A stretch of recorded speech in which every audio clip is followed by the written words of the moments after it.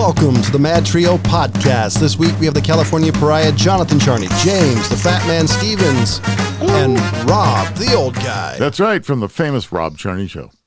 Available everywhere. So, ladies and gentlemen, we're going to kick off this fantastic episode of the MadTrio Podcast by a word from our sponsor. Today's show is brought to you by Audacity, the unforgettable party game for mischievous people. They have online monthly game nights on Discord, so make sure you stop by their Facebook page for event times and dates. You can also grab a free quarantine version of the game straight off their website. Audacity, the unforgettable party game for mischievous people. And do you want to win a free pack, a free game? This April 3rd, which is this Saturday at 8:30 p.m., log into Discord, go to their Facebook page for more details where you can win your very own Audacity card game. Yeah, that. Audacity. Yeah, that thing. Thanks, Audacity. Yeah. We appreciate it. And HBO gives George R.R. Martin an 8-figure deal to keep A Song of Ice and Fire on ice. So if you guys actually want to see how it ends, you're screwed. George R.R. Martin, the author of A Song of Ice and Fire book series that was turned into HBO smash hit Game of Thrones, has signed a huge deal with HBO to make content for the network and HBO Max. According to The Hollywood Reporter, it's a 5-year deal worth the mid-8 figures, sources told THR. Although the Game of Thrones ended in 2019, HBO owner Warner Media has already announced a prequel called The House of Daggers based on Martin's 2019 book Fire and Blood. So chances are he's going to croak before anybody ever finds out how this actually ends, because he's been allegedly been writing the last book since Games of Thrones started. Yeah. So yeah, pretty much. So if he does. No, I don't care. It doesn't mean anything to me. There's a lot of people who am over it. Yeah, it's like, whatever. Game of Thrones. He's not Tolkien, so.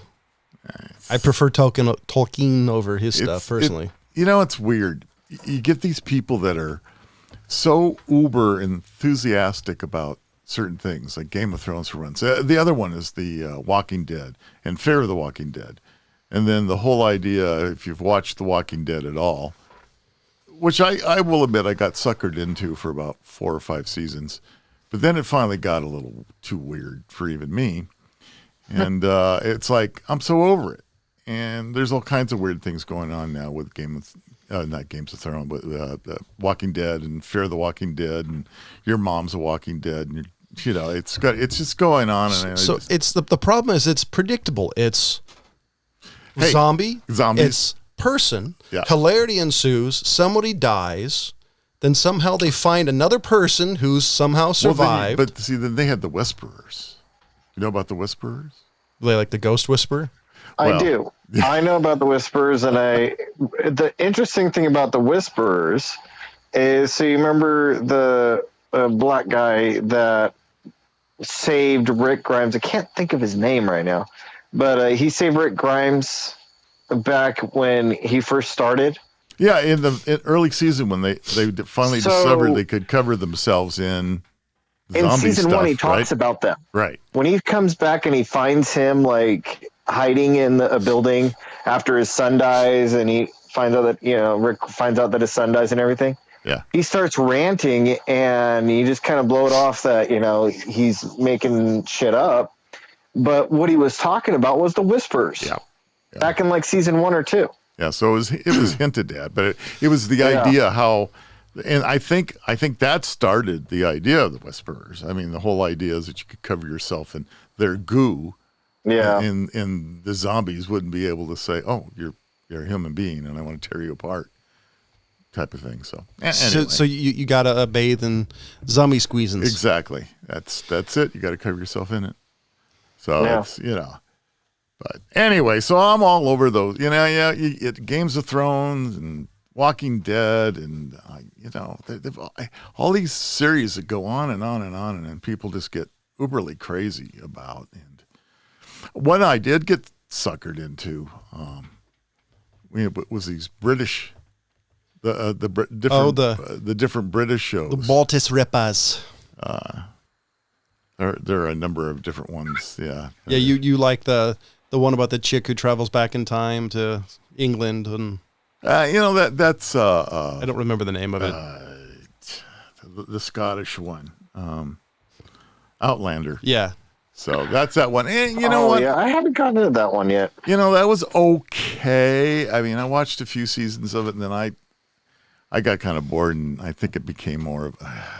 I know. I'm going to say this, and maybe we'll get somebody that'll whine and complain about the old guy calling it a chick flick. But you mean a bodice ripper doesn't count? I mean, come on, it's right off the bat. I mean, it was definitely designed for women. Or I'm assuming gay men. Well, whatever. Whoever wanted to see it and like it. But so there was that, and then there's a new one out called Bridgerton, but it's kind of weird too.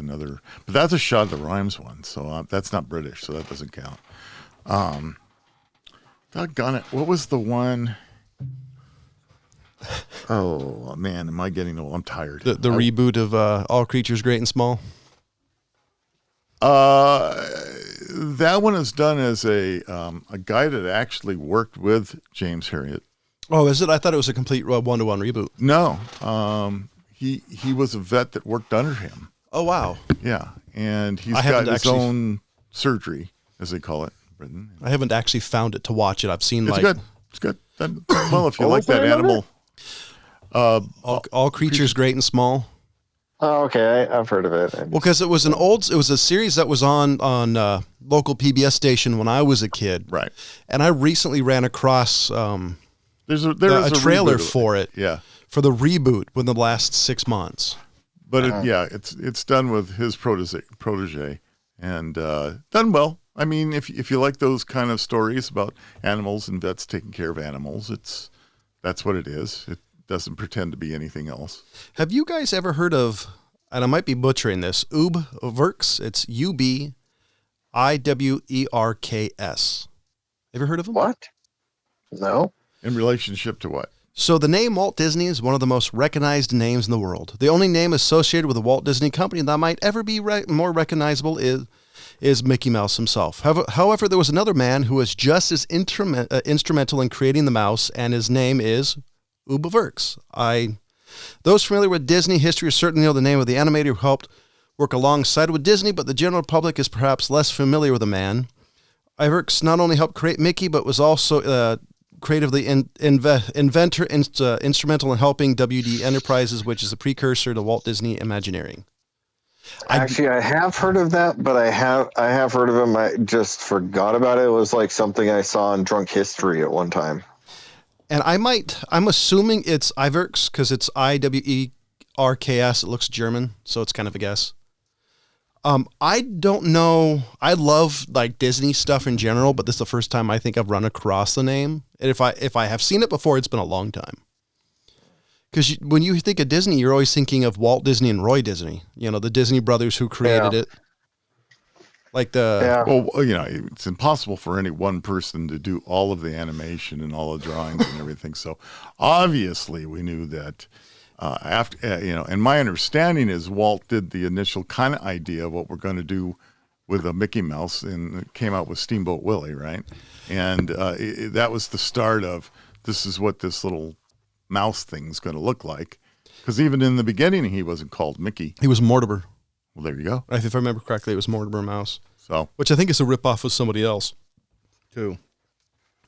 I just thought it was cool because usually you hear just about how you hear about Walt, so you never hear about somebody who was like, who was the number two. So I thought it was cool. He's going to erase any history of anybody else. He's, he went about being Walt Disney, and everything was about Walt, and he was the king of his kingdom. That's true. He wasn't going to let anybody else, into the light. He was going to keep them all in the shadows. So this was this article's from Cinema Blend. It's from the 24th. I guess it would have been on the 24th of March. It would have been his 120th birthday. He passed away 50 years ago, and so I don't know. I just wanted a little bit of shout out to Disney history. How much younger was Roy than Walt? Because Roy died about 10, 15 years ago? Something like that. I mean, that's a big difference. I'm just curious. And then, if you were the Mr. Uber Disney, Disney children, are they still involved with the corporation and all? I think one of the daughters was I swear one of the daughters or one of the relatives of Disney was speaking out about the Disney Corporation recently. I'm just curious. I don't really care, but for the show, I thought, it's like, but I got something. I'll let you finish this idea with Disney, and then I'm going to move on to mine. So apparently, who was the older, Walt or Roy? Roy Oliver Disney was older. Yes. Roy was older. Roy was older, because don't forget, because Walt died of cancer from smoking, if I remember correctly. Well, but everybody in that time period, that age group, everybody smoked. But Roy lived so much longer. So he was born in June 24th, 1893. He died December 20th. No, what? December, that must have been his dad then, because it says December 20th, 1971. For whom? Well, he was the older brother of Walt Disney. This makes no sense, because it says he died in 71. I'd fact check that website that you're at. Yeah, no kidding. Okay, so we'll answer that question next week, folks. Listen for that one. But I got a thing that I really got to talk about. And I don't know if you two guys follow NASCAR at all. But no. Okay. Well, I can understand it, because to agree, NASCAR even for me, had gotten a little, I don't know, it was the same guys winning for a while, and it got a little boring. But I will say that today, and I know for those of you listening, you're probably going, what day of the week it is? But anyway, they normally would run this on Sunday, but because of weather, Bristol Motorsports, for the first time in 51 years, NASCAR Cup Series ran in the dirt. Yeah, and just talk about what the King said. Oh. What did the King say? The King of NASCAR, Richard Petty, says it was heavily paraphrasing. This says it was unprofessional. Yeah, he's totally wrong. He could call me and tell me that. I don't know. I'd find that quote and see why he said that, because I got to tell you, as a fan of NASCAR, watching this race was the most exciting race that I have watched in years. Absolutely years. Because these guys running in the dirt, first of all, very few of them had any dirt experience at all, period. And it was amazing. It's the crash and bash and the fighting of the good old NASCAR that I grew up as a kid, where you took a stock car, a true stock car, not what they call a stock car now, and you drove it on you drove it on Monday and raced it on Sunday, type of thing. And but anyway, so for me and for those fans out there, I think we need to keep telling NASCAR that running in the dirt is the best thing that's happened. It was exciting. It was a fun race to watch. You didn't know who was going to win. They had whined and complained about tires and dirt and couldn't see, and it was exciting. So that was really good. I think that what they need to do is change it up a little bit more and have liquor in the back so they can make pit stops. They got to drop off liquor. Yeah, you got to stop so many times. But they do that already now. So Roy O. Disney, and I didn't realize this, was Walt Disney's dad, who co-founded the company with him. Ah, okay. And not his brother Roy. Roy was his dad was Roy O. Disney. Yeah. Roy E. Disney was born January 10th, 1930, died in December 16th, 2009. On my birthday? On 2009. Okay, well. Yeah, so I actually didn't realize that there was an O in it either. I didn't either. Anyway, what I wanted to finish with NASCAR is that you look at some of their sponsors, and there is a car out there, and I had to look this up. I mean, this company put a sponsorship on a car that just kind of was a little strange. It's Dude Wipes. Oh, that's hilarious. All right. So Dude Wipes, had to go to their website. It's actually dudeproducts.com. But anyway, it is hygiene wipes for men. They're now flushable. They have a new brand that's out there. So I would like to call out Dude Wipes and say, you need to be a sponsor of the MadTrio, and we'll do something for you. And you don't even have to send us packs of your products. We'll just do advertising for you, because how crazy would it be to have a sponsor called Dude Wipes? I mean, that was just amazing. And so now NASCAR had that. So if they have Dude Wipes, now is a perfect chance to have some of the female NASCAR drivers to have like an always, Oh, probably. I mean, why not? It's just, here's Deborah with a Tampax car going to the whole, and I think that would be hilarious. Anyway, I just thought it caught my attention. I thought it was very funny. So good on Dude Wipes. Yeah, I was reading up on this. What they're calling what is it? Where was it? I just saw the name of what they're calling this race, the Bristol Dirt Race. Yes.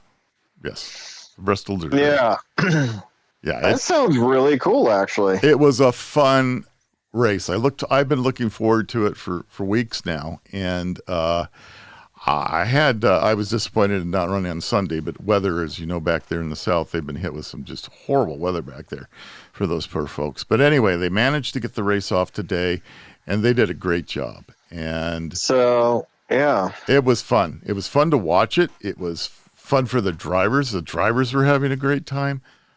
Everybody enjoyed it. Yeah, that's what I'm reading, is that they were saying they loved it. There was a few things that worried them, like they barely made it one lap when their windshields were caked in mud, which, I mean, this is stuff that you're gonna have to understand. So yeah, well, and they worry about that on run real time dirt tracks too. Like we have a dirt track near us where they do that. Yeah, the track turned into divots, big divots, and that definitely wasn't smooth. And I'm like, this sounds like fun. Yeah. That was a great race, man. They were breaking splitters and things were flying. Parts were going every which way. These guys were, they definitely beat up their NASCARs, the actual cars. I mean, I'll tell you what. They did. And then sometimes when there was a period of time when the track dried out so bad, the dust was so thick that literally the drivers couldn't see the car in front of them. It was pretty funny. No, Kyle Busch called out one time. He literally said, "I cannot see the car in front of me." Now, did they limit the speed? I mean, I'm assuming there were some limitations. No, there is no, and there was discussions about it. No, they didn't limit the speed. What limited the speed was the ability to run on the dirt. So they were running special tires designed for the dirt, but you could only, if you spin those tires out a lot, you're done. And you only have so many tires that you can go through. So what limited the speeds, and they were considerably less than running on asphalt or concrete, their speeds were averaged, I think, around 100 miles an hour, between 80 and 120. Wow. And so, that's considerably less than what they run on hard surface. So but that's really fast on dirt. Oh, it is. It is really fast on dirt. And I'll tell you what, watching these guys drifting and everything going, it was a great race. I got to say, the best race so far this year, probably the best race I've seen in a few years. I thought it was great. Just done really well. And I want Dude Wipes to be one of our sponsors. So guess who joined the next DC universe? I think it's DC, if I remember correctly. So Dwayne Johnson's The Black Adam is is talked about soon. Pierce Brosnan joins as Dr. Fate.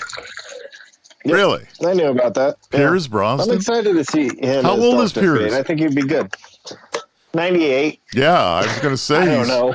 My age, I think. He's got to be in his late 60s or 70s by now. Every picture I've seen him, and when they talk on the articles, because I've seen a couple articles, he has like this southern, like Colonel Sanders, like beard and mustache. So it's just like, really, Bond went southern. Yeah. Which should be good cool. On him. I mean, that's cool. So the Black Adam was slated to hit theaters on December 22nd, 2021, but was recently pushed back to an unspecified release date due to production delays from the global pandemic, and is reportedly set to start production next month in Atlanta. He was born in 53, Rob. He's my age. Yeah. He's exactly my age. Yeah. So, damn. He just had a birthday. Happy birthday, Pierce Brosnan. Yeah, happy birthday, then. So May 16, or no, 2 months. So he's 2 months, sorry. Yeah. Got my months confused. That's okay. In this COVID world. Well, you were talking about movies, and you were talking about movies being pushed back. Regal announced that they're starting to open their theaters again. So selected theaters. Now, I don't know what that means, but yeah, Regal, we were all worried, of course, about AMC and Regal both surviving this. And I know that AMC actually opened up some of their theaters a couple of weeks ago. But the problem is that what movies are going to show, because all the movies that were going to be, big blockbusters coming out in 2020 were pushed back or put in a can or put on television for streaming. Or maybe permanently put on hold. And there's all kinds of issues. And so my question is, that's great. I'm glad you're opening. But unless you have some major movies coming out, what are you going to show? True. And the other thing is, I have a feeling movies are going to be permanently changed. Like at this point, like for the Dune movie, it was supposed to come out in December of last year. I'd pay $20 or $25 to see it, because if I got to watch it a couple of times, because that's what it's going to cost you to go to a theater to see it. You're probably the only one. No, I highly doubt it. So, new movies coming up is that. So let me go back to the beginning of the thing. The director that just did Godzilla vs. Kong, Adam Wingard, has signed up to be the director of the Thundercats that's coming out. Live action or cartoon? It's reportedly gonna be live action. So. Oh, no, here we go. Actually, it was going to be live action, but now I'm seeing that they switched it back to CGI and animation. Okay. And if you guys are wondering why I'm kind of... So I've heard both, but this one is today, so it's saying it's CGI and live action. So it's a kid thing. You grew up with Thunder. Well, no, it's actually because the fact that at this point, I don't believe that I don't think you can always transpose the medium from live action to cartoons or vice versa. I don't think it works. I think it works better from live action to cartoons. Better tell Marvel Universe that. Well, for example, Thundercats, when you have these was it anamorphic? You have these walking, talking cats and stuff. I just don't think it will work as well, because when you have something that's more live action, I think it's harder to suspend your disbelief versus if you have a cartoon. What you did with Transformers? Yeah, but those were cars that changed. Yeah. Versus you have a tiger that talks or cheat. I just don't think it works as well. Look at Cats. The movie Cats came out, got some of the worst reviews ever. It was panned. I never saw it. We saw the play. I can say I saw the play in London. Yeah, but I'm just saying. I just don't think it works as well. Some stuff works. Must not have. I didn't even have an interest in watching the movie. Oh, you got to find some reviews. The reviews were great. That was the best thing about the movie. With the reviews. Yeah. So I just don't. Yeah. From what I've seen and from what I've heard, I just don't think that particular thing will just translate really well to live action. I think. Well, he says he doesn't want it to look like the movie Cats. Bingo. Yeah. Well, that's going to be used as an example. But the thing is that this director Wingard, he's got two projects that he's working on. He has Face Off 2. Oh. Yes, the John Travolta and Nicolas Cage movie. And he's also got Thundercats now. So we're not sure which one he's going to start on first. My guess would be Face Off. He says that he wrote a screenplay for a Thundercats movie, and the 10th grade that was just under 300 pages long. So he's a big Thundercats fan. So we'll see which one he jumps on first. So I guess it depends on which project he feels would be the easiest to get through. I don't know. I'm assuming it's going to be Face Off, and I guarantee they're only going to do one movie, because traditionally, like all Thundercats, it's going to be canceled before another one comes out. Could be. I'll tell you what I started watching was the Falcon and the Wintersolder. I haven't started that yet. Yeah. Good. Well, so far, the first 2 episodes that have been dropped, managed to watch. And, if you like that kind of thing, you either like it or you don't. It can be panned or not. It's one of those kind of things. And I enjoyed watching it. It occupied 2 hours of my time. I'm so burned out on superhero stuff that even that doesn't even remotely interest me. If this was like 5-10 years ago, I'd be interested, but I'm literally at this point, and unless it's Batman, I'm slightly interested because I'm such a fanboy of Batman. I don't want to see it. You know what's interesting about this one? They've been panning. So Captain America, of course, died. And so you thought that character was going to go away. Well, they introduced a new Captain America, and of course the Falcon's really pissed about this. And so I heard about white that. or black guy? No, white. Yeah. Okay, so they're not that part of the story yet. My issue with it is, and I guess it's a good time to ask you, Rob. Was it more kid friendly or was it more grown up? That's the issue I have with some Disney Plus stuff. Gotcha. It could be teen. I'm not looking for cursing or bloodbath type thing. None of that. None of that. It was fairly clean. I'm looking more for like content. Yeah. So it could be a tween thing, but it's also an old guy thing. I mean, it kept my attention, and it was kind of fun to watch. I guess the question is, how young do you think you could watch it without having either? That's what he's saying. Tween. You think tween? So I think so. Yeah.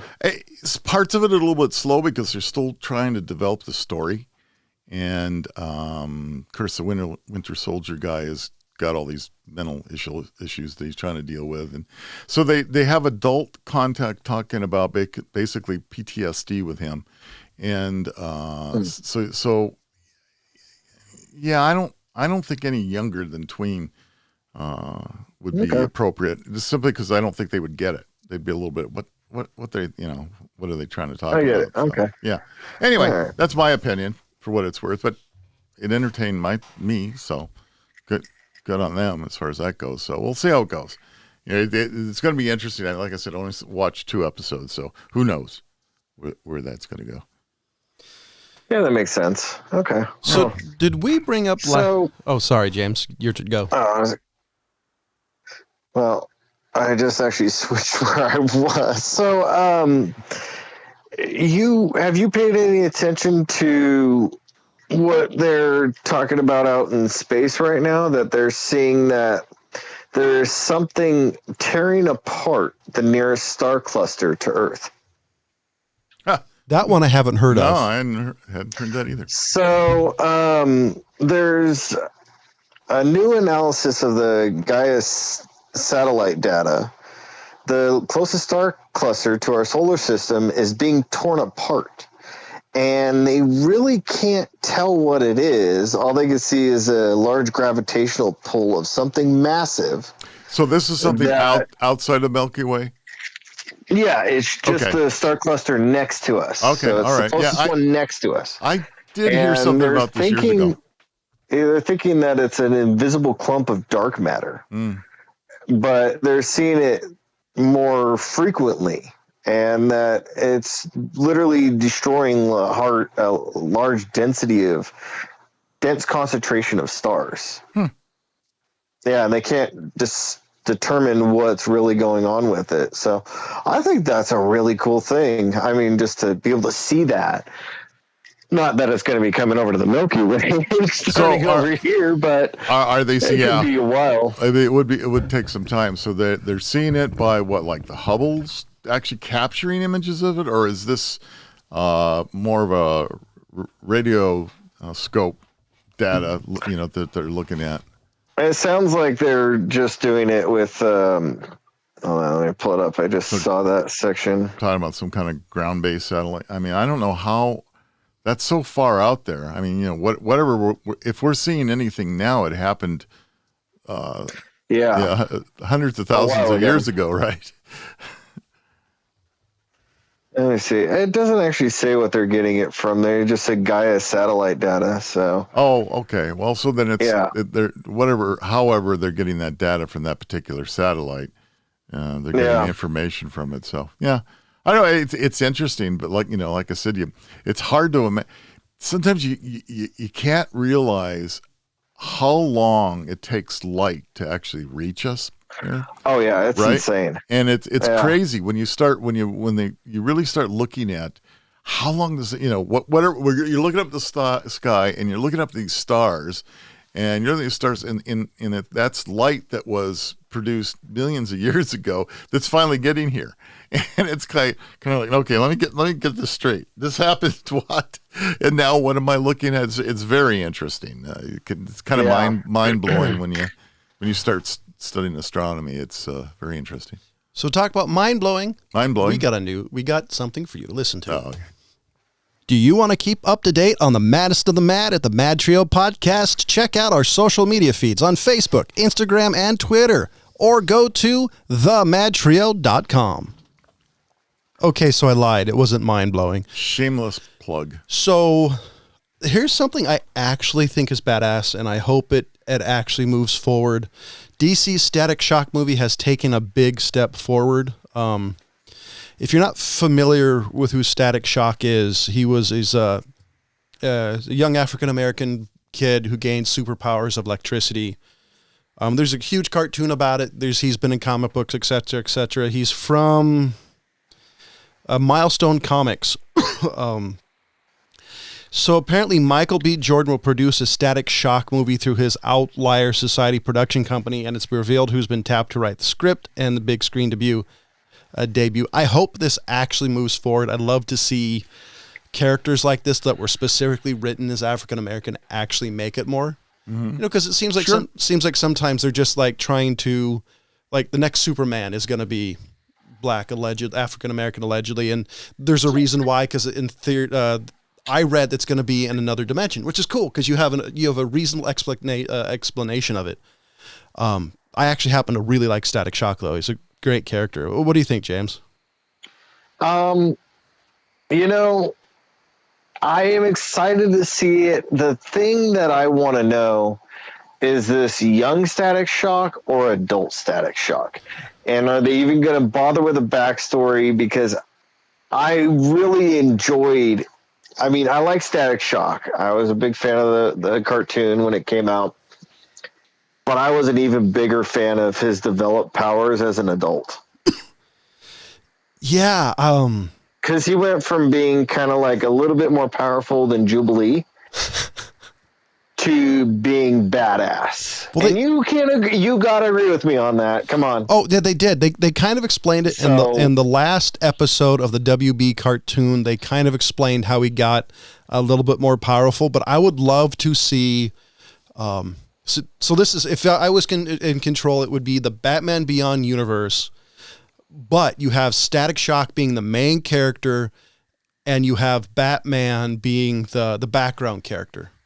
With I think that would be badass. 'Cause I agree. I'd love the old Staticshock, and I'd love to see that because I love Batman Beyond, but I think seeing it through the lens of Staticshock, I think it'd be a much more entertaining movie, personally. Yeah. Yeah, so I would like to see it. I've kind of been wanting a Staticshock one, but it's one of those that you're like, I want to be picky in how I view it, Yeah, no, I agree. Also, I think the reason to be picky is because it's such a good. How do I say this? From everything I've read and the comic books of it I've read, it hasn't been polluted too much. It's a fairly rich story. And no, I dig it. And apparently it has a new comic book series coming called Static Season 1 that launches in June. I seriously hope that they come out. I just hope it stays cartoons though. But also seeing a live action one. What do you think? Live action with Batman Beyond or animation with Batman Beyond? If you had to pick. I want to see a live action Batman Beyond. I think with the technology we have nowadays, they could pull it off really well. Ooh, that would be cool. With Staticshock, I think they could do it as well. It's just, I don't know. I wouldn't be as excited for young Staticshock or an origin story Staticshock. I wouldn't mind an older Staticshock with flashbacks to explain things if they feel the need to explain things. But I'd love that. No, I think they do. Reasonably being, I don't know how famous Staticshock is, like how much out there it is in the ethos. I know who he is just because I was a giant fan of comic books. But I love that idea. That's great. Instead of having just a traditional background, the intro of the story is how he became who he is. You have the flashbacks. I think that's a killer idea. And you can save time instead of having the first third of the effing movie, like Batman. Like every Batman reboot has at least 45 minutes of backstory. Yeah. Well, that's like watching the, oh no. Well, I am having a tough time today. Worked hard today, folks. Did a lot of cutting and burning and slashing, so I'm a little tired. Shoot. What's the next Netflix? Never find their bodies. Yeah, I got it. It starts out with Gotham. Yeah, before when Bruce Wayne was a kid. Yeah, it's Gotham, I think. No, there's another one on. Is it really? Forgetting? Yeah. Oh Lord, never mind, folks. Move along. This brain is not working. Nothing to see here. So when we revisit that, so have you heard that the homeless are suing? Homeless Californians are suing for their rights. What? And they're winning. Rights? How so exactly? Court orders are preventing cities from Sausalito to Santa Cruz from clearing homeless encampments. And what they're mostly suing about is the right to receive their belongings back. Some people have lost their belongings and they're suing to get those back and to keep them, and also to receive advance notice before a camp is disbanded. And there won another lawsuit. I pull it up in here, against Caltrans to pay $1.3 million to homeless people in the East Bay who had their belongings destroyed during encampment sweeps. So this is going to be a really stupid question, but what's considered belongings? Like a cell phone, clothing, a tent, a sleeping bag, cooking barrel, any of that stuff. And just so you guys know, this even is a court order from a judge that falls into Sacramento as well. Wow. So I don't know if you guys have driven 50 all the way down into the farthest one I saw was over by the Capitol Church, not the Capitol City, but the big church over by we're all doing well today. Bradshaw? Yes. Whatever that one is. But I saw homeless encampments all along that stretch of 50, all the way up to there. Yeah. On the freeway. Yeah.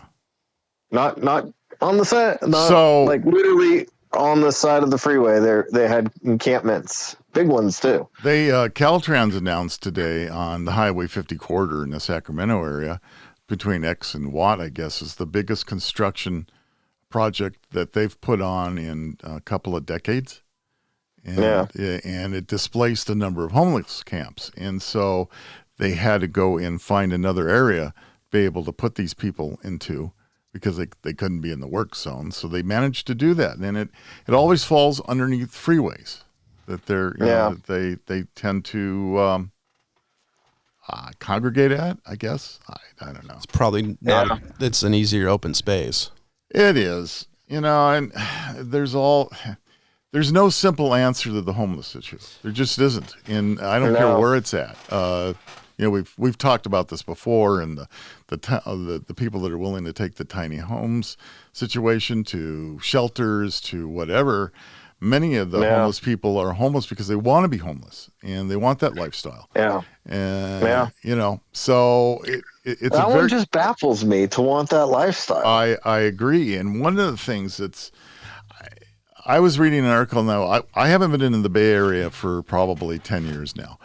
But the last time I went there, I swore I was never coming back because the homeless issue is so bad that everywhere you turn in areas in the Bay Area that just used to be pristine and wonderful now is a homeless camp. And there was an article posted just recently, I believe it might have been Washington Post, talking about how bad the issues with homelessness is in the Bay Area, in San Francisco in particular. I believe it. Yeah. And the problems with things aren't sanitary. I went down there with a friend of mine and my stepdaughter and her daughter. And we were over by the Monterey Aquarium, and sadly it was closed that day, but we were going along the pier just to see, some of the, because there's wildlife that always shows up at the piers over there because, people feed them and, Sure. they're just there. And we're going up to a pier that overlooks the ocean, and I go up to turn to go up that way. We came around the side of the building, and there was literally a homeless guy with his dick hanging out, facing the street and sidewalk, shoving in a bottle to piss on, middle of the day. And I took both the girls and steered them away from that. I'm like, we're not going this way. Wow. And thankfully they didn't see it, but I'm like, come on, like you could go to a different spot to relieve yourself than to be literally like basically standing right on the street or the sidewalk facing everybody, exposing yourself to take a piss. And that's where I come to the point of, I don't have anything against homeless people. I have things against that type of behavior where it's like, I don't give a shit about anybody. Right. So there's a number of causes from that.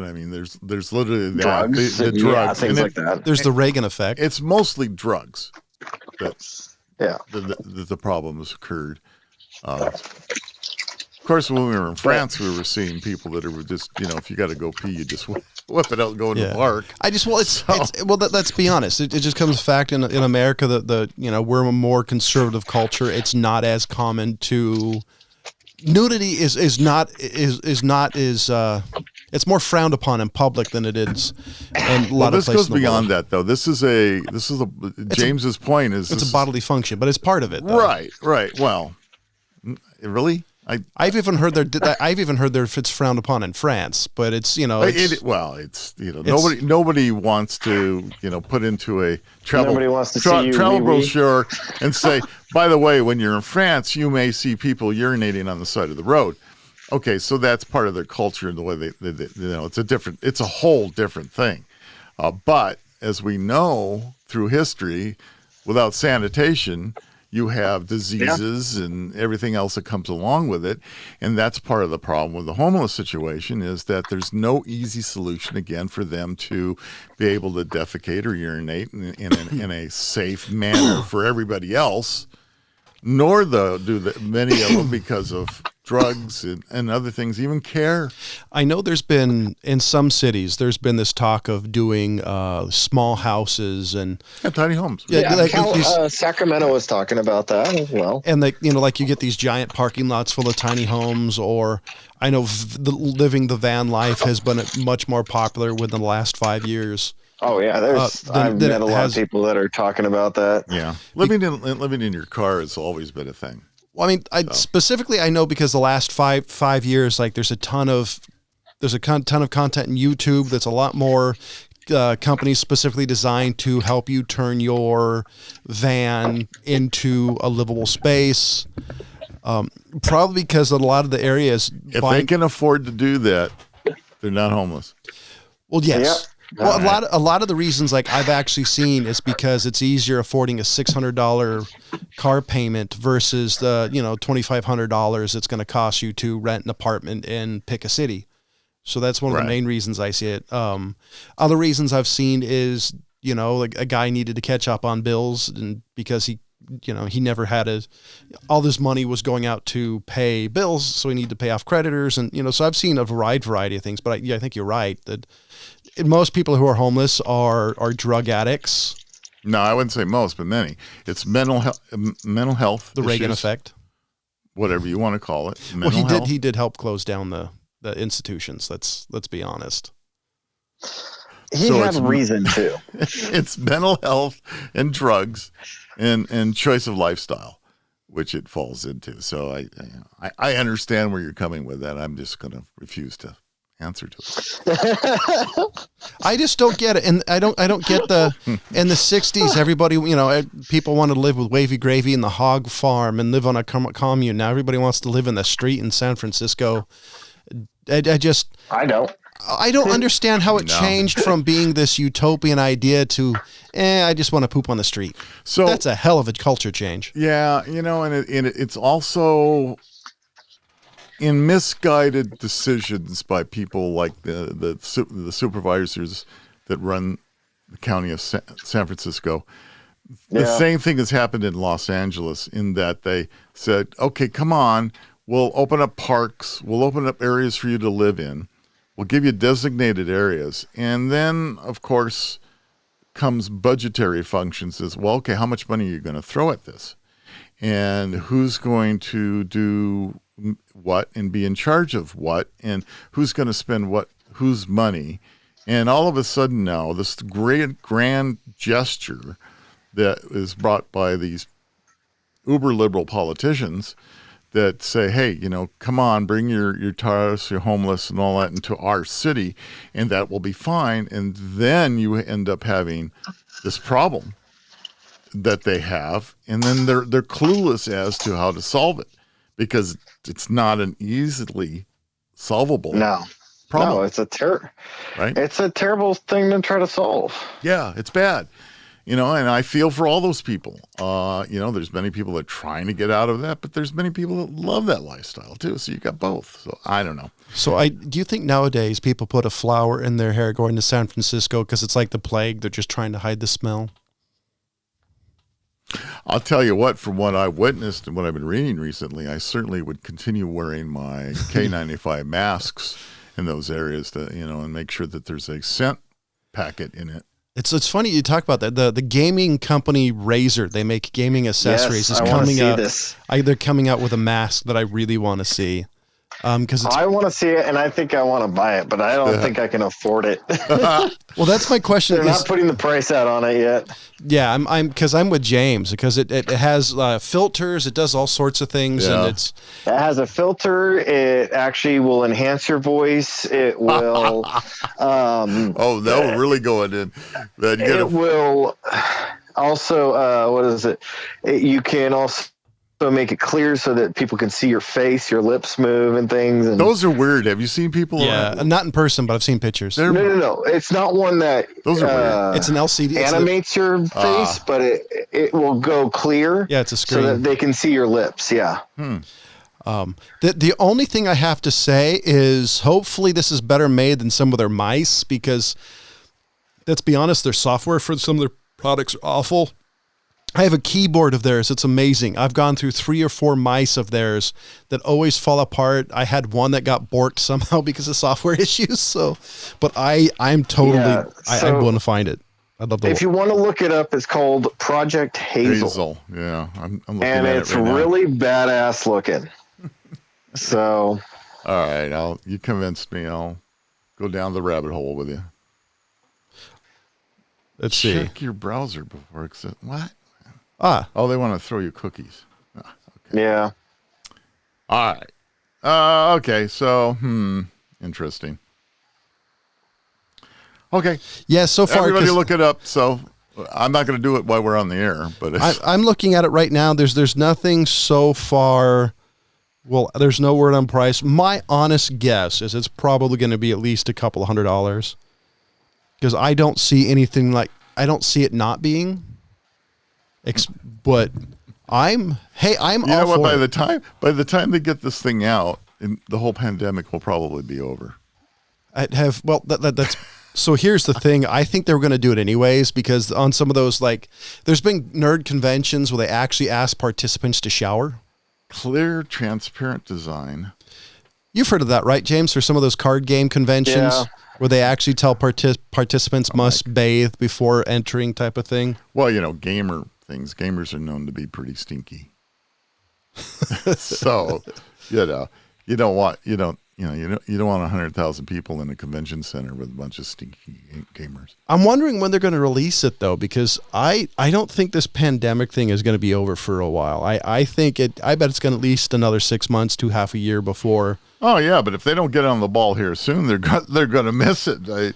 Once it's over, we're all going to say, hey, we're done. We're done with this thing. Last thing I want to do is wear another face mask because even right now I'm at face mask point where I kind of go, do I really have to put this damn thing on next store I go into? I'm tired of it now. So whoever owns Pabst Blue Ribbon beer has been trying to get the brand to be more popular because they're trying everything from I thought PBR was doing really well. Well, second age whiskey to Pabst Blue Ribbon hard coffee. 5% alcohol. I'm looking at right now, and hard coffee. Boy, that's great. Go to your Starbucks and say, "I want a hard coffee," and it's 5% alcohol. Whew. Okay. It's got to be better than hard seltzer because that just sounds gross, doesn't it? Hey, give me a White Claw. Give me something that's quasi refreshing with alcohol. Have you had any, James? No, I really don't drink these days. So no. Yeah, you're looking at a bunch of teetotalers here between James and I. Don't drink. We have to get Ryan on. The probably. Yeah, that's sad that I'm the drinker and I've had 2 drinks in the last 6 months. Well, there you go, John. You're the drinker in the group. But I drink cocktails. Here. I drink cocktails. I don't drink beer. Beer is gross. Oh, come on. I have yet to ever find a beer I like. And the stuff that I can stand, I get laughed at. Like You're right. I'm laughing right now. Oh, what is it? It's not hard apple cider. Oh crap! I forgot what it's called. It's like there's Shock Top. It's okay. I don't remember, but there's a couple. Angry Orchard. I actually really like that. I get made fun of for liking it by the few people I actually see. What is it? I don't remember. It's been such a long time since I've had it. Well, never mind. Like I said, I drink cocktails. Let's talk about something he doesn't know anything about. Yeah, well, I'm just saying. Like I just had a dark rum sour for the first time, using an amazing. It's Appleton Estate 12-year dark rum, Jamaican rum. It's really good. 12 yeah, I really don't. Yeah, aged rum says that. Yeah, it's. I thought rum didn't age well. I'm assuming it was 12-year rum, but maybe it means something different. I haven't actually looked it up, but it's Appleton Estate 12. It's the one that I was recommended to purchase, so it's amazing. I may be wrong, but many of the liquors don't, other than bourbon and whiskey and such, they don't actually age very well. So anyway, I'll actually have to look that up because you got to put it in the right oak barrel to be able to get the color and taste and all that stuff. So, but anyway, I don't know much about alcohols anymore. I used to kind of know some, but I just stopped and I just kind of forgot everything that I knew. Just wasn't really interested in doing it anymore. Yeah, understood. So I've been looking at your razor mask here, Jonathan. It's just kind of it's a gimmick. It's a little weird. My other problem is that all these things that go behind your ear, my ears are sore. And I put these damn masks on, and it's like, it's not comfortable. I've been going with the strap that ties the 2 ear things together in the back of the head, and that's made it a little more comfortable. But the reality is that for many of us, I know of that the spacing between our nose and our ears and our chin are different than others, and they make one size fits all, and that's not necessarily true. So. We can discuss the fine points of COVID masks here at another date. I'm sorry. I'm thinking of the back of my head. Some of my lady friends complaining about straps. No, so that's maybe there is a correlation to that. So I can just see them. Oh yeah, now you're complaining about straps. Now you are. Hey, So Appleton Estate is an ultra premium rum in Appleton Estate. The marketing material continue as it's a minimum age rum of 12 years. So it's a minimum age of 12 years in select American oak barrels. Oh, okay. See, they're putting them in oak barrels. Yeah. So that, by the way, that's the marketing. So, they want to be like a fine blended whiskey or scotch. Yeah. I see. I have yet to find a mask that I find comfortable. Yeah. And the other problem for me is being asthmatic. Some of these masks affect me. Like, so for me, I've just stay away from people. Like if I'll wear a light mask and just somebody's coming and I'm like running from them. It's like Attack of the Killer Tomatoes. I'm like, ah. Yeah, the other thing is also depends on where you're at in different parts of the state or the country as far as this whole thing with masks go. Because in our county, if I didn't know better by going around our county into many different businesses here a few days ago, I would have thought the pandemic was all over with. Well, I was the only one wearing a mask. The other issue is how many people are from out of the area, because that's what I've noticed around when I'm out and about. Is there's a ton of people that I guarantee are not from this area, because for a while we were the only local area. They're the ones wearing the masks because all our places around here. I've only seen we're in my local little shopping store. Great use of English. Grocery store. Grocery store. There's the first time I've seen somebody without a mask, and it was kind of like I literally thinking, "What the fuck? Wait, they're coming towards me." What? So I was just kind of like, and they don't. It's weird. It's just odd because the store actually says must wear a mask. Right. So I'm thinking, like, even if you didn't believe in the masks, it's like it's their company policy. What about you, James? Are you finding it a mask fatigue setting in, or? No, I don't know. Because you got to wear one. Bother me anymore. Yeah, I don't wear one once I leave work, unless I'm going in certain, stores and things like that. But for the most part, I don't really care anymore. It's just I've come to accept it as that's just the way our life is going to be from now on. Yeah, that's kind of where I got to it. Well, I don't have a problem with that fact. I have a problem. I was talking about the actual fit function of masks. Oh, see, I've got the tie-on ones. Back to my friend. I've got it down to where I have a certain amount of pressure only on the tops of my ears, and I can adjust it really easily. So, working where I need to wear a mask all the time, I've kind of figured out how to make it comfortable enough for myself to where, I can wear it for, 6 to 8 hours a day and not be bothered by it. Yeah. So.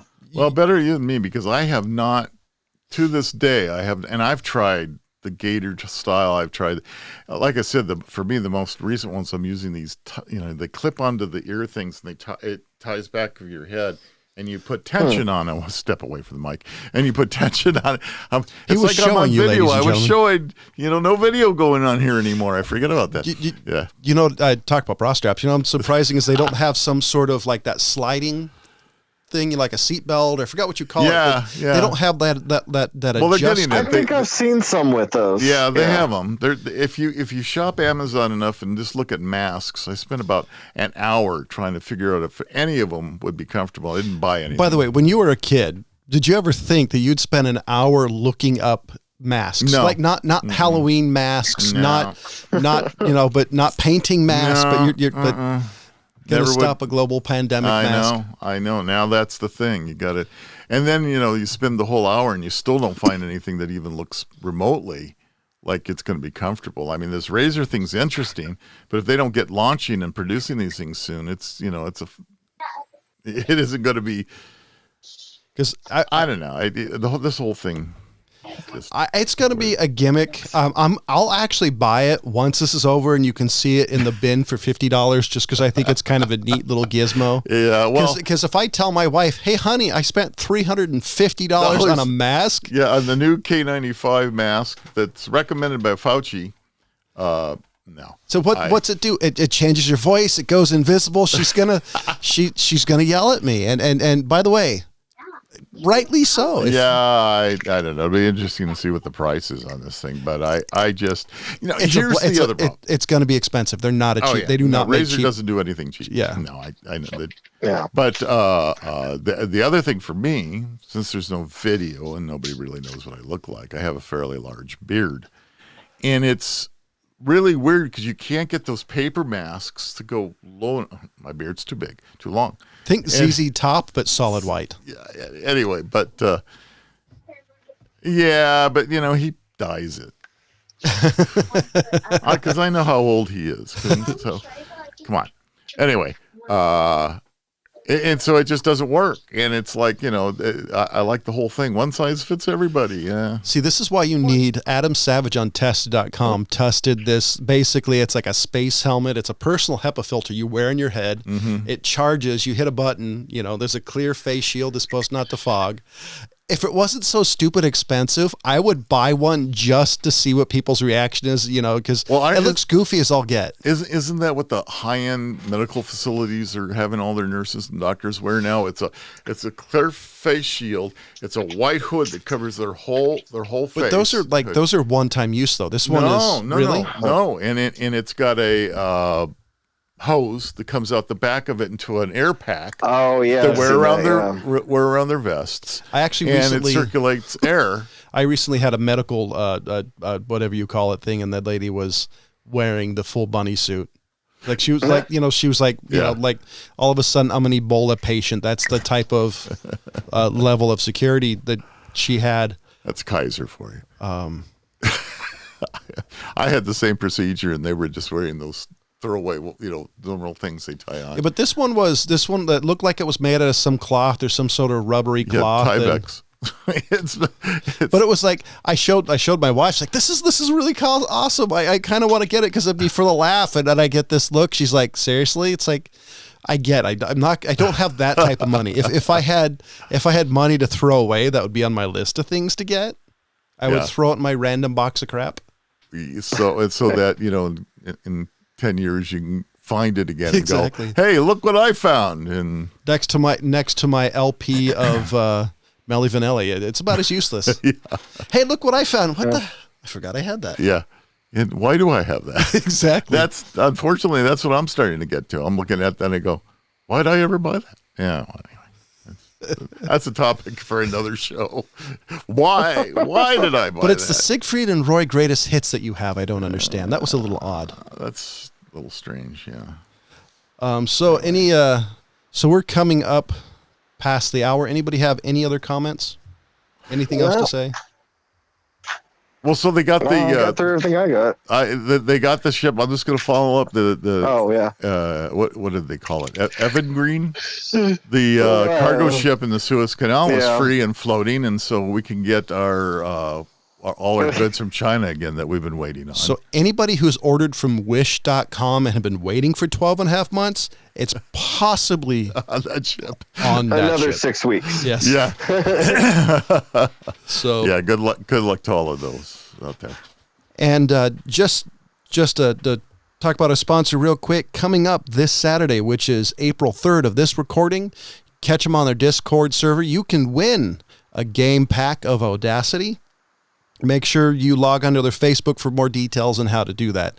So, ladies and gentlemen, for the California Pariah, for the fat man, for the old guy, as always, thank you for listening. Goodbye.